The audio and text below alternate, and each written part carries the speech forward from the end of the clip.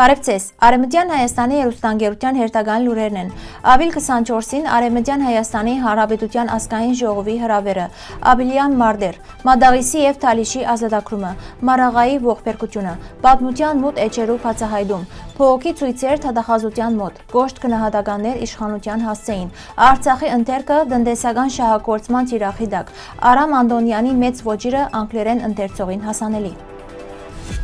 Արևմտյան Հայաստանի Հանրապետության ազգային ժողովը կհրավիրի ցեզ մասնակցելու 2026 թվականի ապրիլ 24-ի 100-ում իրականացված ցեղասպանության զոհերու ողջագործման արարողության միասին անցնելու եւ անմար գրագի շուրջ ծաղիկներ խոնարհելու։ Հավաքը տեղի պիտի ունենա ժամը 11:30-ին Համալիրի հարագից տարածքի մեջ, ուր պիտի ծածանի Արևմտյան Հայաստանի Հանրապետության դրոշը։ Հոն համախմբվել է ետք պիտի մեկնարկե երթը։ 1994-ի ապրիլյան այս օրերուն ագնային ախտամեն մինչև Միրփաշիրի մատույցները հասնող ռազմաճակատային հատվածը վերածված էր մարտական գործողություններու թատերապեմի։ Հայկական ստորաբաժանումները հատկապես ծանր մարտեր կմղեին մերձակա ռազմահենագետերու մեջ կետրոնացած հակառակորդի բազմաթիվ ուժերու դեմ։ Չնայած հակառակորդին ունեցած ուժերուն եւ միջոցներու ակնհայտ գերազանցության, հայկական կողմը իր գամային եւ բարձր մարտավարական մասնագիտական հատկություններու շնորհիվ կարճ ժամանակի ընթացքին գրծավ իրադրությունը շրջել իր օգտին։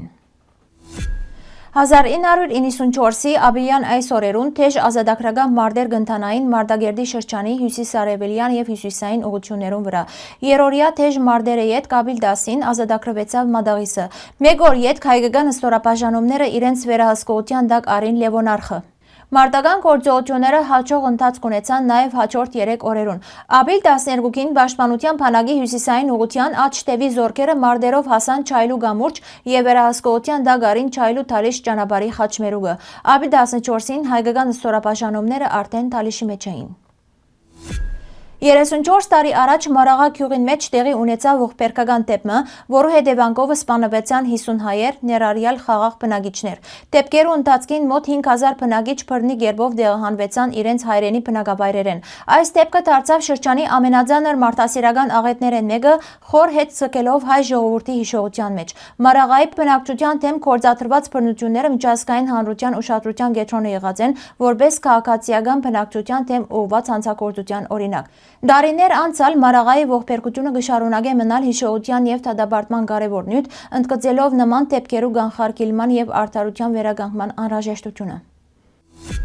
Ռոնալդ Գրիգորսոնին իր միայն անապատի մեջ կրնան ապրիլ գիրքին մեջ ընթերցողը կդանի պատմության ամենամոտ ժամանակաշրջաններեն մեկուն միջով։ Անմանրամասն կներկայացնե Օսմանյան կայսրության անկման բարդ ընթացքը, ըտիհադական գաղափարախոսության գտրուկ փոփոխությունները, ինչպես նաև արդիականացման լարվածությունները եւ առաջին համաշխարհային պատերազմի ստեղծած քաոսային միջավայրը։ Ապրիլ 24-ի խորհրդանշական օրերու համաձայնին մեջ Սունին կխորացնե 1915-ի դեպքերուն վերաբերող մեր պատկերացումները, առաջարկելով սառնասիրտ եւ վերլուծական մոտեցում։ Հեղինակը տեղի ունեցածը կներկայացնե ոչ միայն որպես վերջնական արդյունք, այլ որպես ձևավորված գործընթաց, բացահայտելով անոր խորքային պատճառները։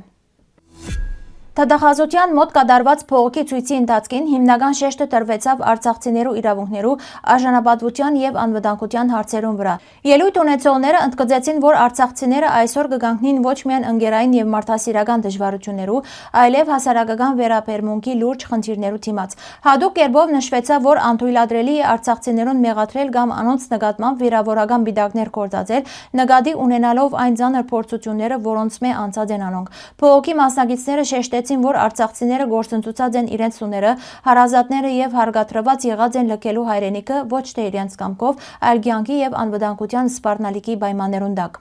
Արցախցիները կպահանջեն հարգալից վերաբերմունք, արդար գնահատական եւ պաշտպանություն։ Անոնց խոսքով անհրաժեշտ է ոչ միայն խոսիլ անոնց խնդիրներուն մասին, այլև իրական քայլեր ձեռնարկել, ապահովելու անոնց իրավունքներու լիարժեք պաշտպանությունը եւ հասարակության մեջ արժանապատիվ տեղը։ Ցույցի ընթացքին հնչեց հստակ ուղերձը. արցախցիները չեն գրնար եւ պետք չէ դառնան մեղադրանքի թիրախ։ Անոնք կպահանջեն արդարություն, աջակցություն եւ համերաշխություն։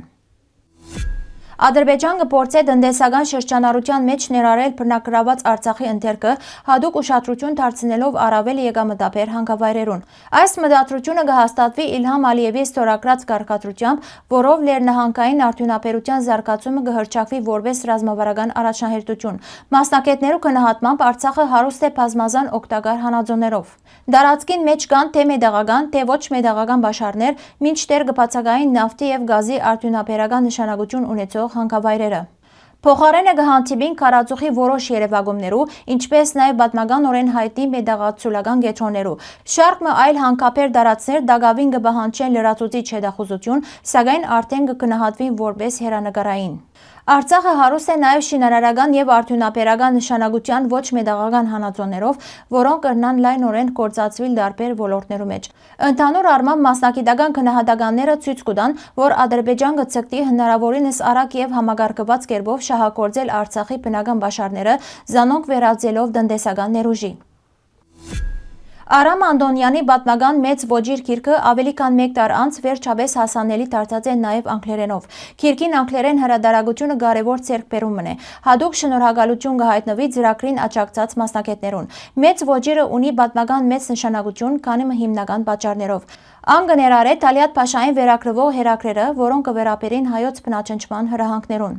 Այս փաստաթուղթերը ժամանակին Արամ Անդոնյանին փոխանցած է Հալեբի դեղահանության գրասենյակին մեջ աշխատած Օսմանյան պաշտոնյան Նաիմ Էֆենդին։ Տասնամյակներ շարունակ այս նյութերը վիճարկված են, սակայն հետազոտությունները ցույց տված են անոնց իսկությունը։ Միևնույն ժամանակ գիրքը միայն փաստաթուղթերու ժողովածումը չէ, ան նաև ժամանակի ականատեսներու ցայնն է։ Անդոնյանի եւ Նաիմ Էֆենդիի վկայություններու միջոցով ընթերցողը կարելիություն կունենա ընկալելու մարդկային ողբերգության իրական չափերն ու ապրումները։ Ավելի քան 100 տարի անց անգլերեն լույս տեսած այս աշխատությունը նոր կարելիություններ կբանա միջազգային գիտական եւ ընթերցողական հանրության համար ավելի խորությամբ հասկանալու եւ ուսումնասիրելու պատմության այդ բարդ ու ցավալի շրջանը։